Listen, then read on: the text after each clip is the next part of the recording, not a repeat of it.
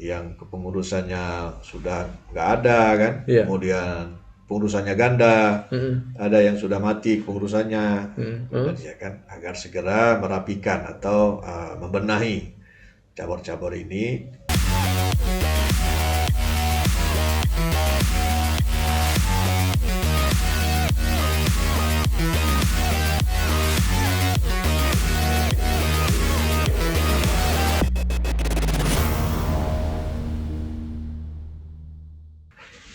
Assalamualaikum warahmatullahi wabarakatuh. Waalaikumsalam warahmatullahi wabarakatuh. Salam sejahtera buat kita semua. Tabi pun. Ya Bu. Dan salam olahraga. Jaya.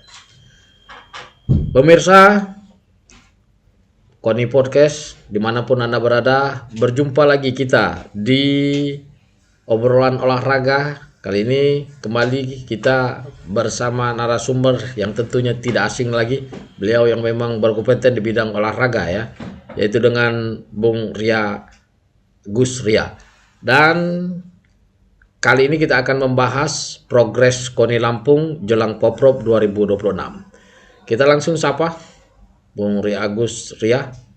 Selamat sore Bung Ria Gus. Sore, Bung Nur. Gimana kabarnya, sehat ya? Alhamdulillah. Sehat. Alhamdulillah sehat ya. Tentunya sehat lah, kita ngurus olahraga ya, harus sehat. Lucu juga pengurus olahraga tapi nggak sehat.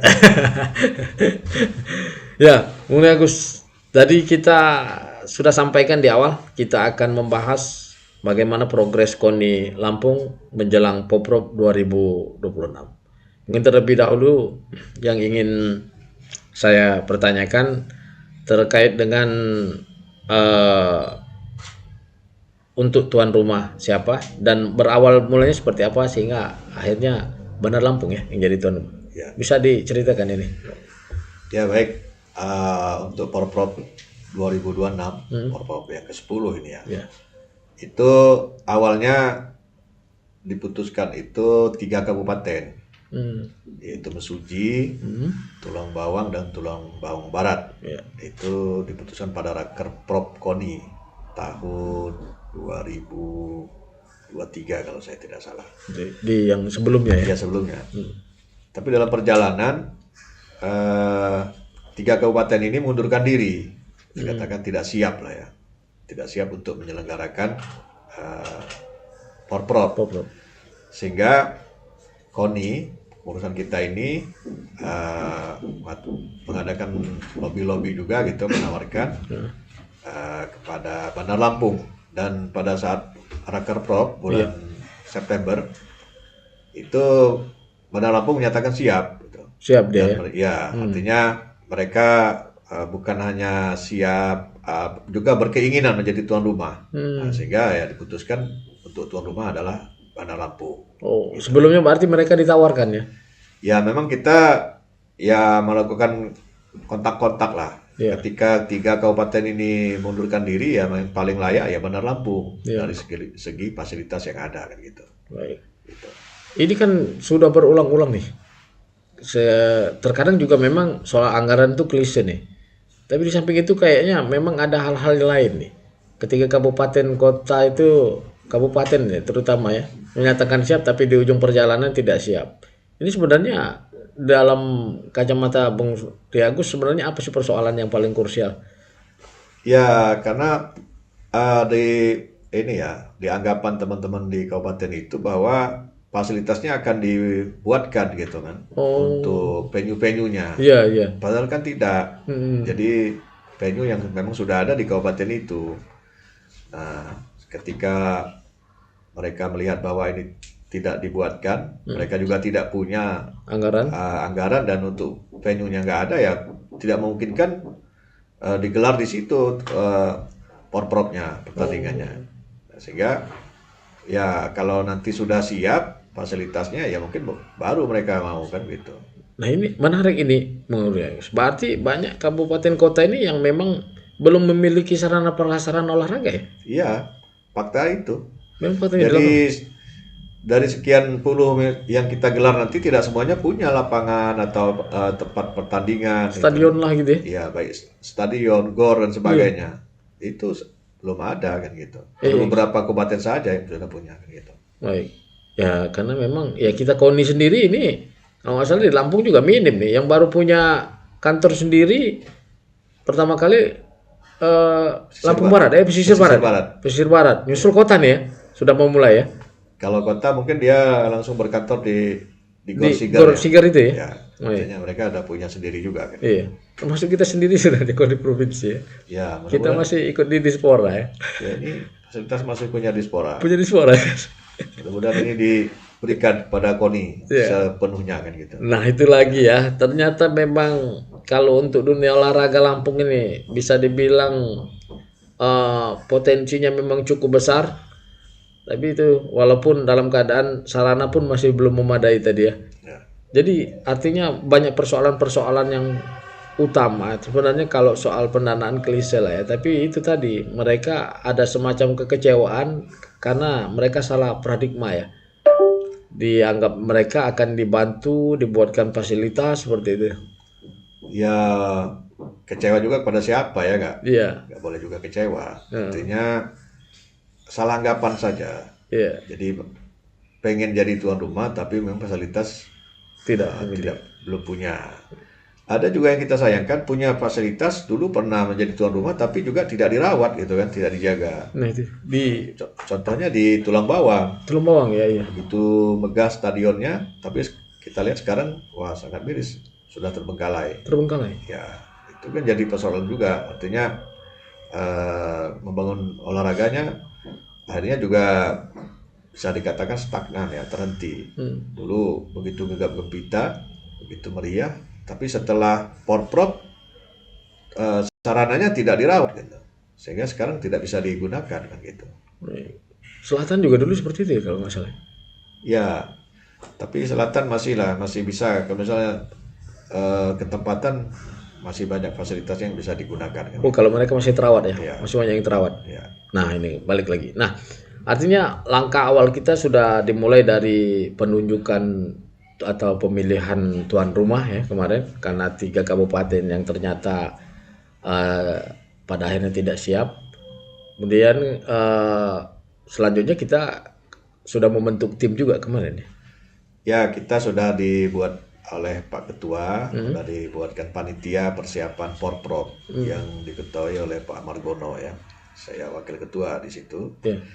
Kemudian tim panitia persiapan Porprov ini juga sudah turun ke kabupaten-kabupaten yang dibagi 3 tim kemarin ke 3 zona masing-masing ke 5 kabupaten untuk memverifikasi cabur-cabur yang ada di bawah naungan KONI kabupaten kota. Itu yang sudah kita lakukan dan sekarang tahap penginputan data atau merekap atau validasi dari cabur-cabur yang ada di kabupaten-kabupaten itu. Gitu. Nah tentu kemarin artinya banyak juga nih kekurangan dan kendala-kendala yang dihadapi dari masing-masing kabupaten dan kota. Ya, Kalau Muri Agus sendiri di tim berapa ini kemarin? tim 3. Ini bawain naungin. Nah di tim kita sendiri itu apa aja yang sudah kita temuin? Ya tentu banyak sekali dinamikanya ya. Iya.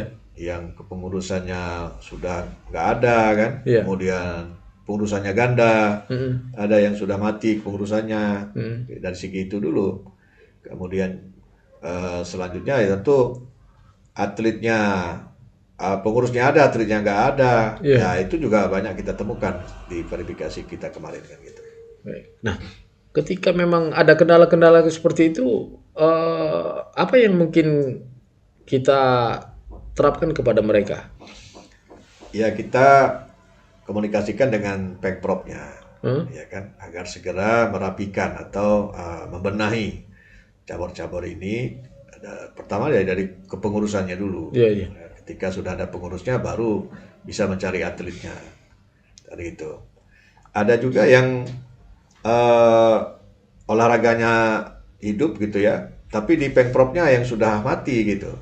Contohnya sepeda di beberapa kabupaten itu hidup isinya, isi ya. Tapi di sini di provinsinya udah tidak ada pengurusnya. Nah ini juga dari tantangan kita juga gitu.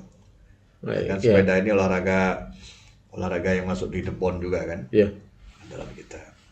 Jadi banyak sekali kendalanya. Ya. Jadi tapi nah ini kan mau tidak mau ini tetap harus terselenggara nih. Ketika memang kabupaten kota mengalami hal itu, artinya ada batasan-batasan yang sudah kita tentukan di dalam verifikasi. Juga termasuk masalah atlet kemarin ya.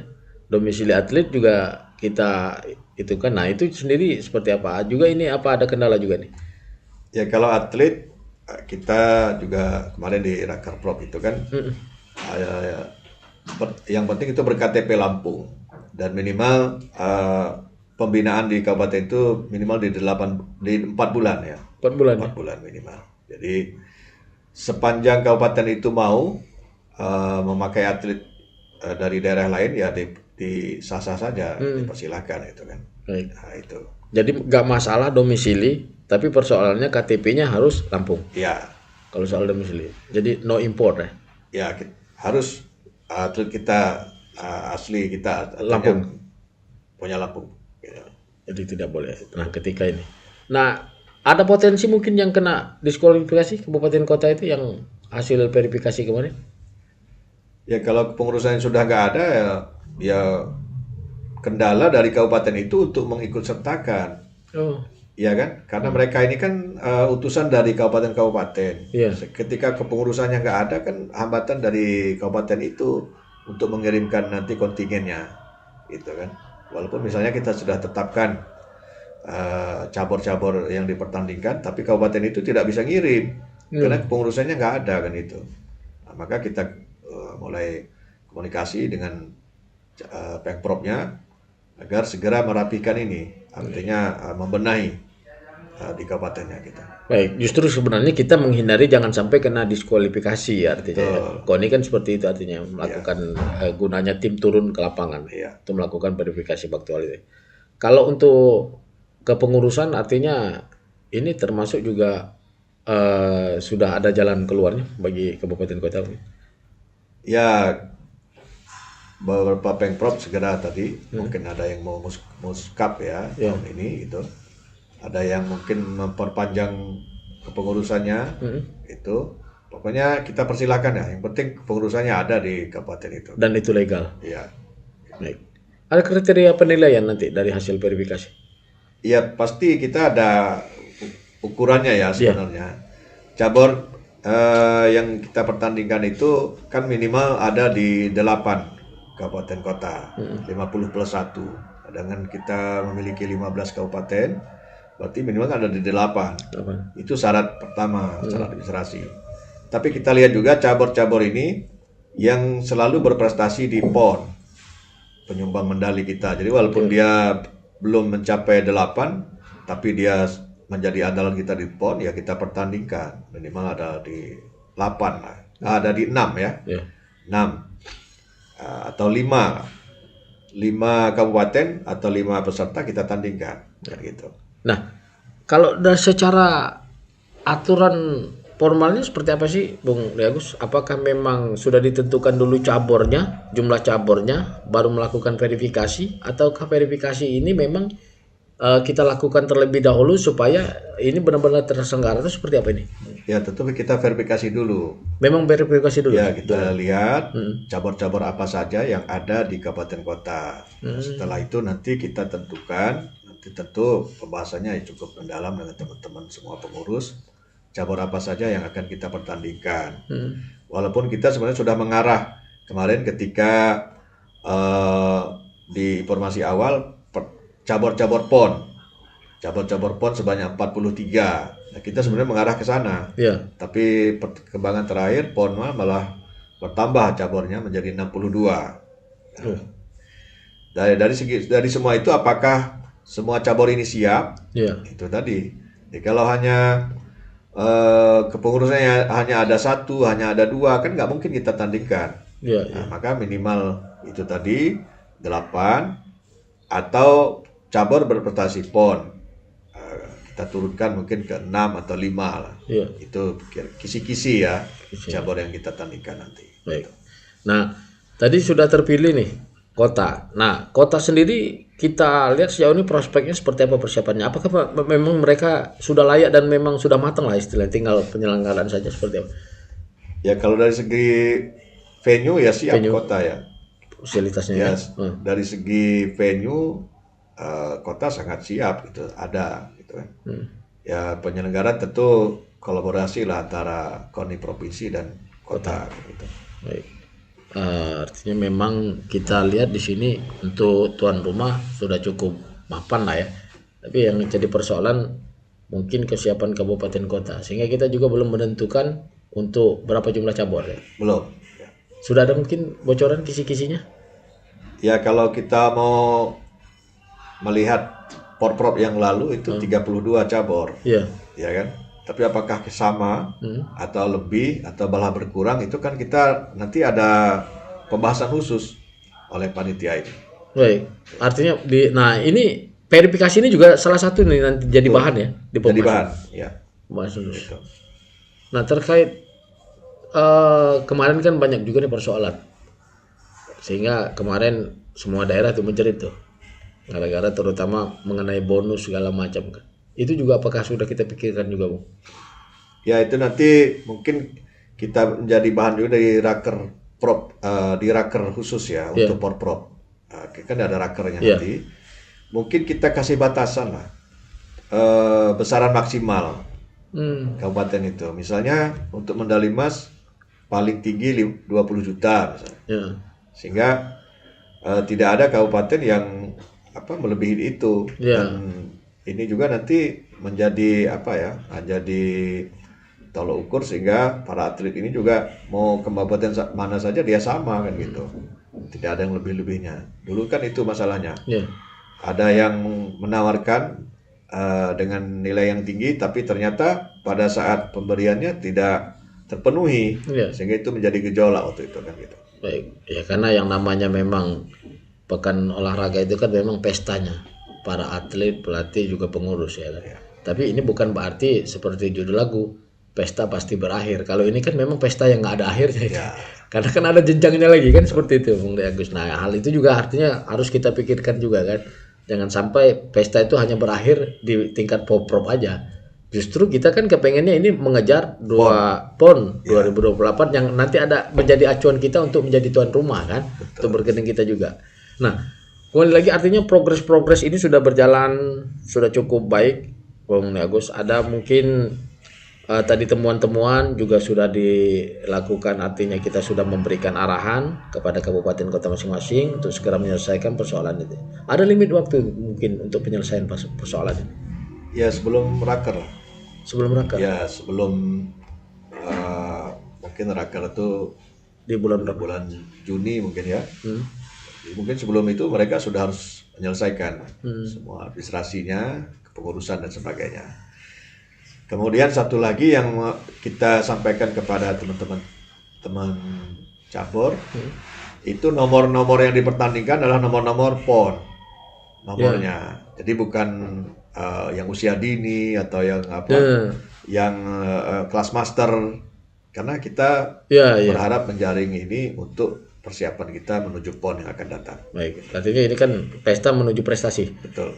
Baik, kalau artinya di batas usia artinya ini di tingkat apakah nanti yang senior semua atau juniornya juga ada? Ya, kalau melihat batasan usia kan dari 18 ke 35. Ya. Tapi kita sudah tekankan juga kepada teman-teman untuk menuju PON tentu harus usia-usia emas. Ya, itu dia. Nah, jadi yang di bawah 22 lah ya. Itu harapan kita. Ya. Harapan kita yang nanti dikirim oleh teman-teman kabupaten kota. Gitu. Baik. Tapi KONI juga artinya nanti tidak menutup kemungkinan ketika memang memasuki usia emas itu kan di 17 juga kan udah masuk usia emas nih. Dan sudah bisa dipertandingkan misalnya di PON. Ya, kalau ketika di porprov mungkin bisa, tapi kan kita berharap untuk PON tuh dia di antara 25 dan antara 22 dan 25 gitu. Di PON ya. Di PON ya. Jadi biar supaya mereka benar-benar matang gitu. Ya. Ya, baik. Gitu. Ini seperti itu. Baik. Hal kendala lain artinya semua masih berjalan. Betul. Dan untuk jumlah cabur juga belum ditentukan? Belum ya. Nanti akan diputuskan di raker lagi kembali. Ya, dibahas oleh panitia. Nanti ada raker khusus untuk menentukan jumlah cabur yang akan dipertandingkan. Baik. Untuk suksesnya Porprov 2026 ini, mungkin ada hal yang ingin kita sampaikan di ujung pembicaraan kita ini, obrolan kita ini, Bung Agus? karena ini sebagai closing statement kita. Silakan. Ya, agar teman-teman cabur di kabupaten kota mempersiapkan diri dan membidik yang betul-betul unggulan, cabur unggulan, kemudian nomor-nomor unggulan yang diikutkan nanti dipertandingkan di Porprov, sehingga betul-betul mendulang juga prestasi bagi kabupaten yang bersangkutan. Begitu. Baik, terima kasih Bung Ri Agus. Ya, sama-sama. Ya, Terima kasih. pemirsa, demikian tadi obrolan olahraga atau dialog kita di podcast KONI Lampung terkait dengan progres KONI Lampung jelang Porprov 2026. Mewakili seluruh kerabat kerja yang bertugas, saya Ferdiandi mohon pamit undur diri. Wassalamualaikum warahmatullahi wabarakatuh. Waalaikumsalam. Salam olahraga. Jaya.